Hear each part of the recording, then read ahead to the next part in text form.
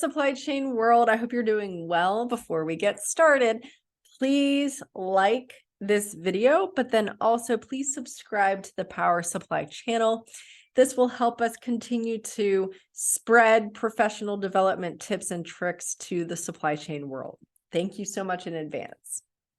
So today's topic is on career advancement. I did an earlier video on how to advance your career, but it was really for you as an individual, right? What steps can you take to advance your career?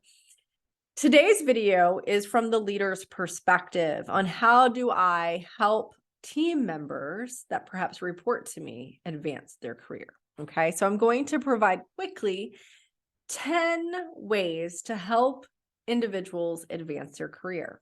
And the first one is going to be hire right. Okay, so for an example, you do not want to hire somebody into a role that requires that person to do the same thing for perhaps many years and maybe just get really good at it. You don't want to hire somebody that's really driven and motivated to grow into a role that is not going to allow them to do so. Okay, so take that into consideration. In addition, if you have an expectation that the role should grow and the individual should grow in that role in advance in the organization, then perhaps ensure that you're not hiring somebody that is not interested in growing. Okay, so the first one is hire right.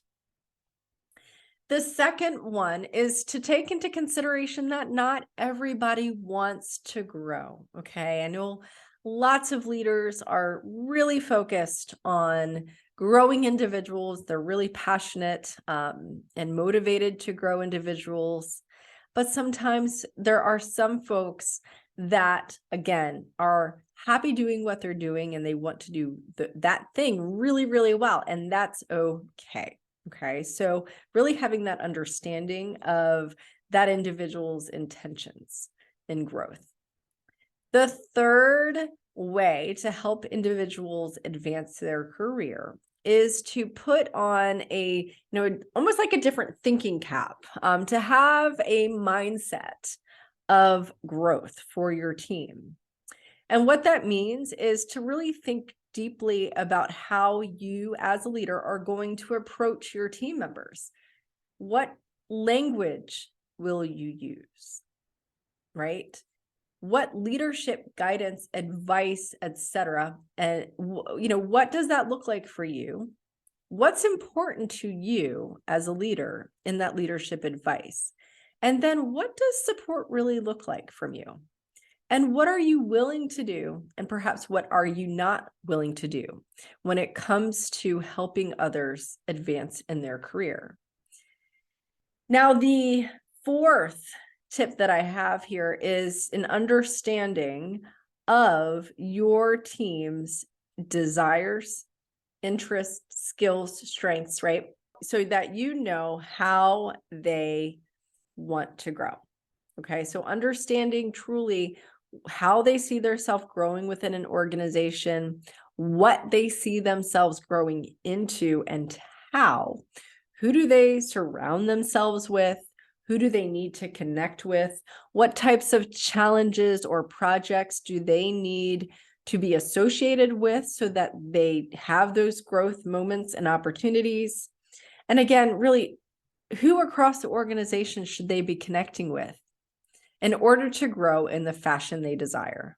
The fifth way to help individuals grow and advance in their career is to take responsibility as a leader.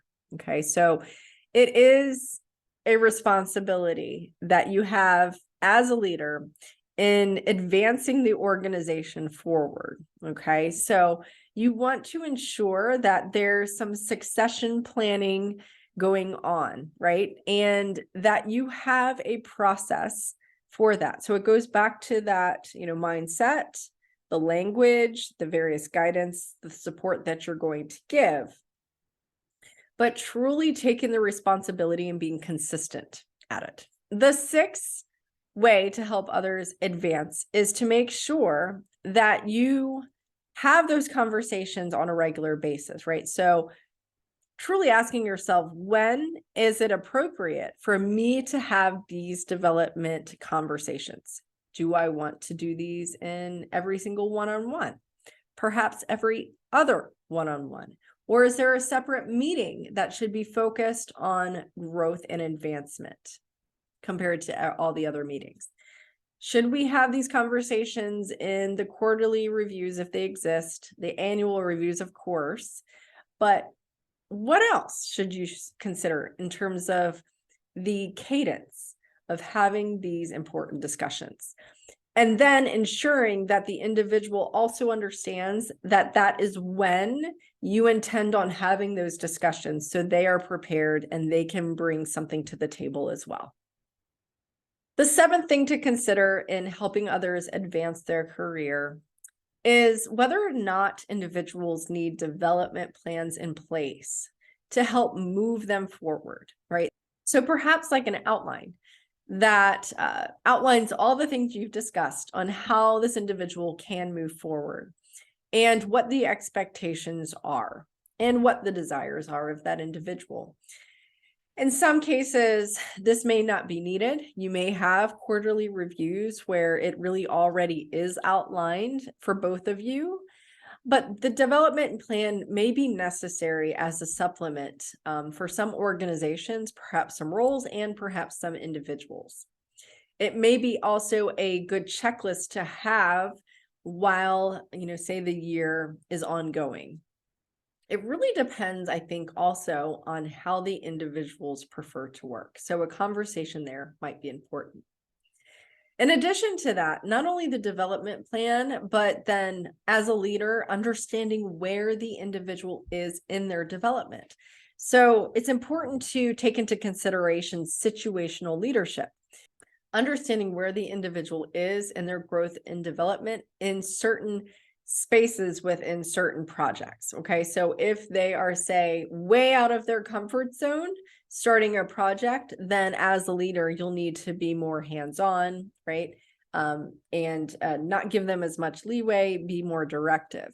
So I highly suggest reviewing a situational leadership model here to ensure that as an individual is, going through and enacting their development plan or whatever outline or system it may be that they're following, that you as a leader are taking note of where they are in their growth and making sure that you are giving the appropriate amount of support. The eighth thing to consider when helping others advance in their career is understanding their motivations, the extrinsic as well as the intrinsic motivation of why they want to grow and advance within the organization. Having an understanding of these motivations will help guide you as a leader.